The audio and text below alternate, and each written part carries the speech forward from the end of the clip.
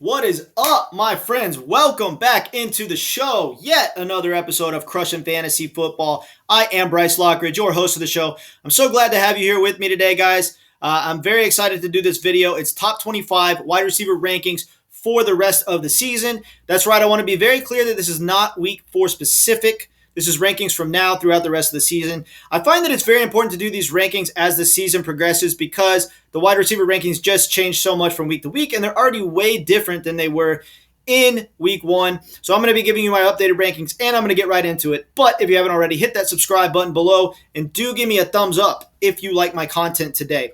All right, guys, let's get started with my number 1 wide receiver for the rest of the season. No big surprise, Davante Adams. Guys, Davante Adams has had 2 100-yard games so far. He's seeing double-digit targets in every game. This dude saw 18 targets in his last game, had 12 receptions, 123 yards. This dude is an absolute fantasy monster. He's got one of the best quarterbacks and deep ball throwers of all time in Aaron Rodgers throwing him the ball. He gets the ball in almost every high-leverage situation, so you're going to want to start this dude without hesitation going forward. He's the clear-cut number 1, no debate. Number 2 is going to be DJ Moore. This is higher than most people are going to have DJ Moore on their season-long list going forward, but I have very good reason for doing so. He saw 12 targets for 126 yards this past game, and whether Christian McCaffrey is healthy or not, it looks like this dude's going to be a double-digit target guy because Sam Darnold just really likes him. There was fear going into the season that Robbie Anderson was going to take his targets away or cut into his target share a little bit. This looks like it's absolutely not going to happen, as he is the clear-cut number 1 on the team. So you're starting him going forward. He's my number 2.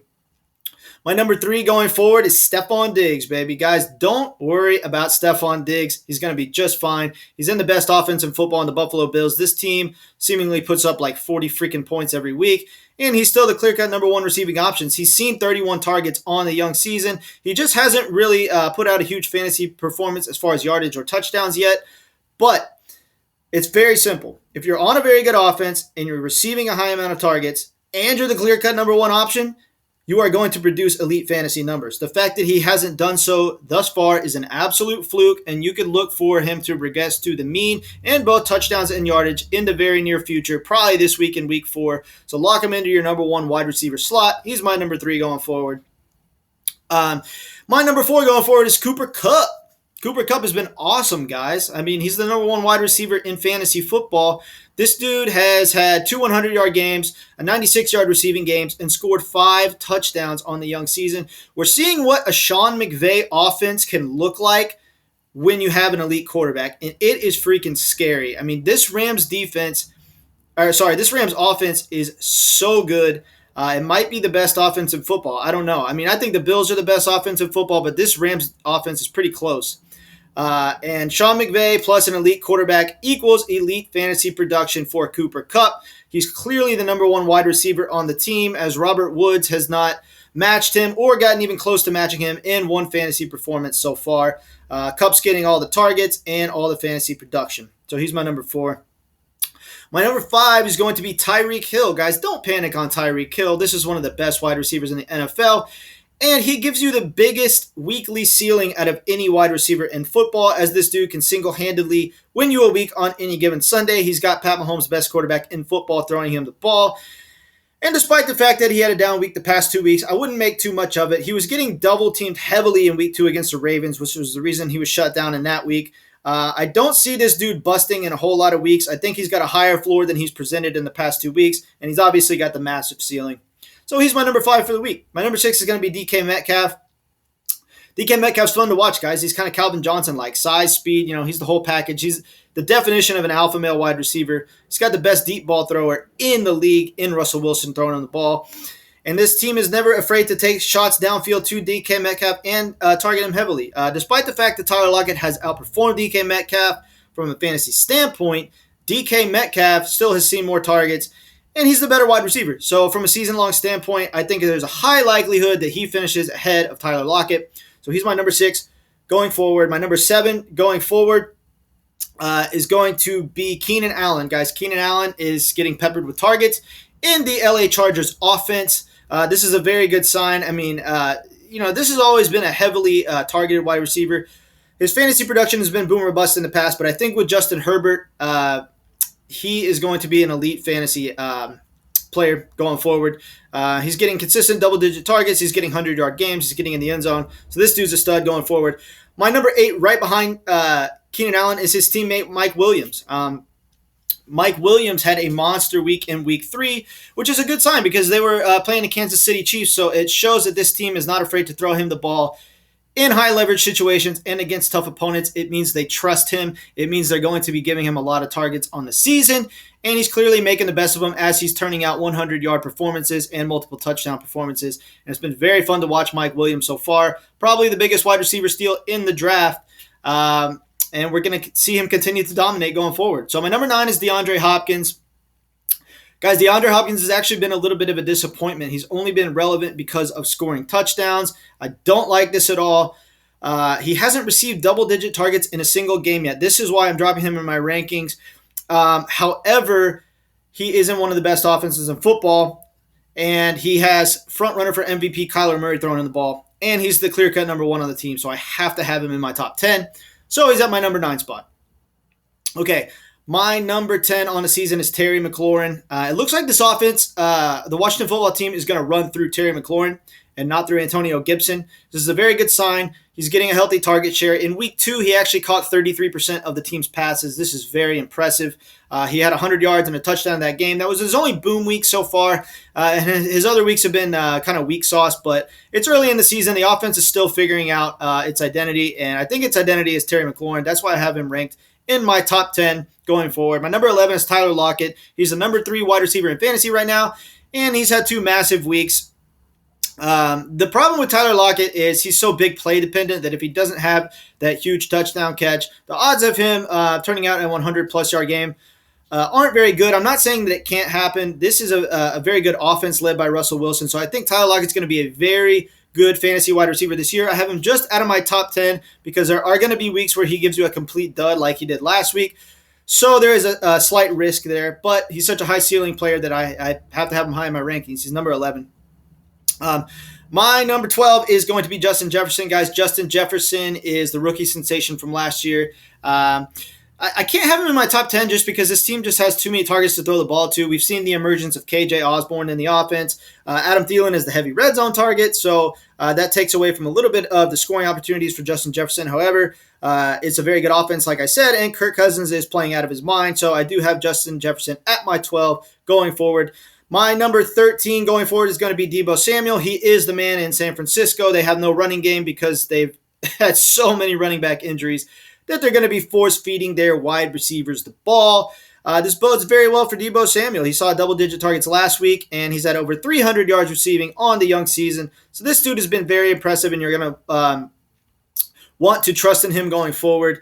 He is my number 13 going forward for the rest of the season. My number 14 is Mike Evans. Mike Evans has a capped ceiling because he's on a team that just has too many targets, and Tom Brady likes to spread the ball around. But he's a very safe floor play due to being on such a high-scoring offense.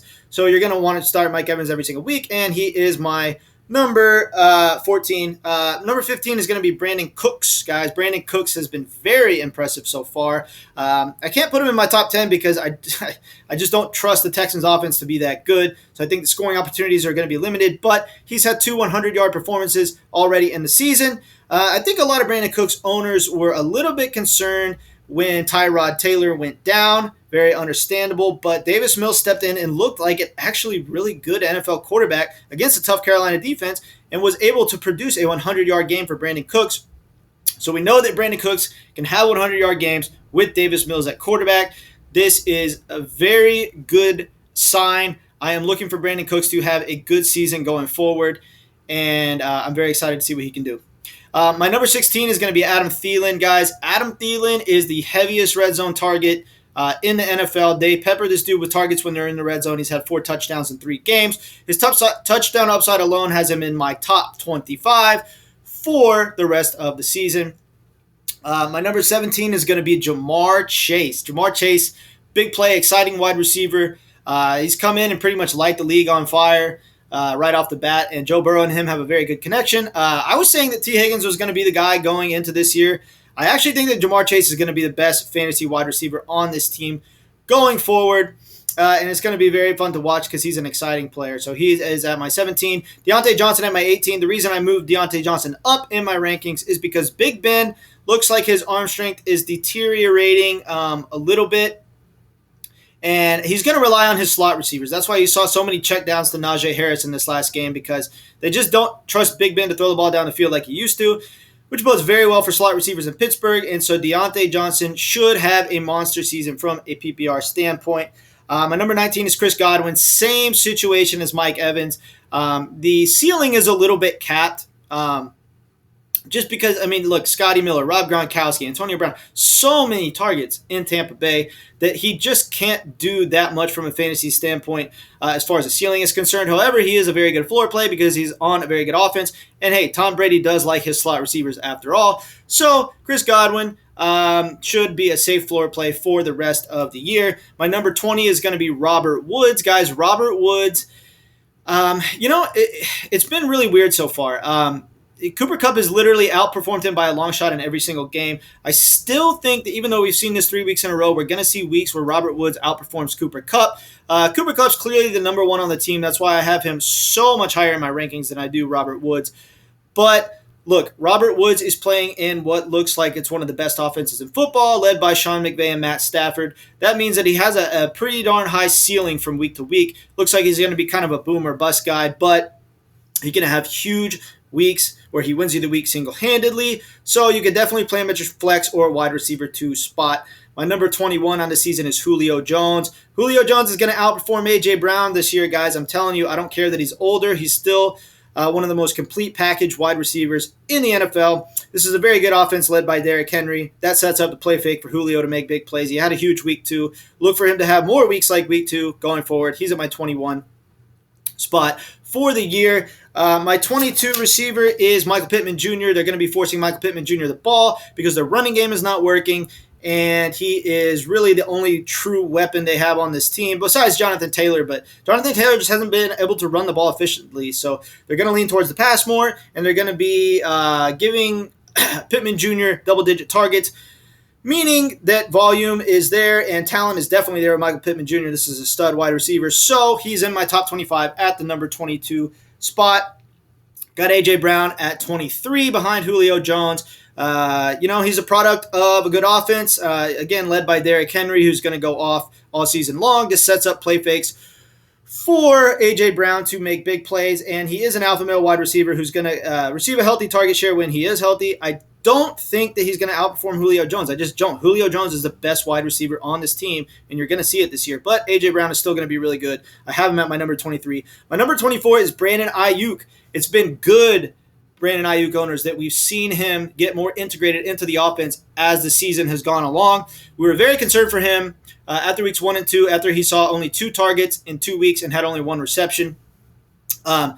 But week 3 was a lot better. He got in the end zone. They actually involved him in the offense. It looks like week 1, like he was either in the doghouse or he was nursing an injury or something like that because they didn't even throw him the ball. So there was something going on with Brandin Aiyuk. Maybe he wasn't performing well enough in practice. I don't know.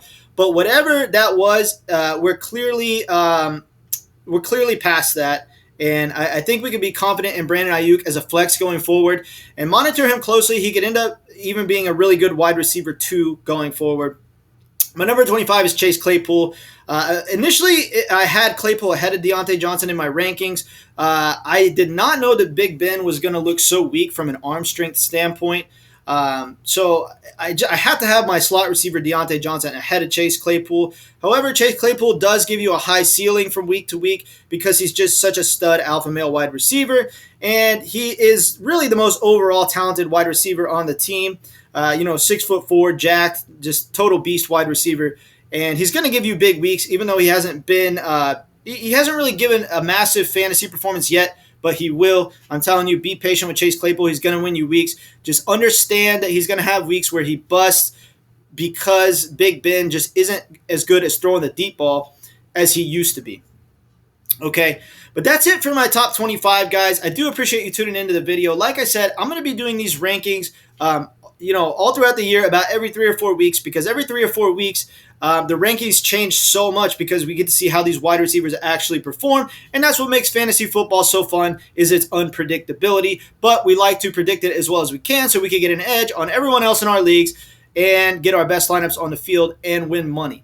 I do appreciate you tuning in to the video today, guys. I hope this video helps. Like I said, I'm going to be doing these about every quarter point of the season. So in another 3 or 4 weeks, I'm going to do another wide receiver rankings update for rest of the season rankings because they change so much. All right, guys, I really appreciate your support so far. I'm having a really good time doing this.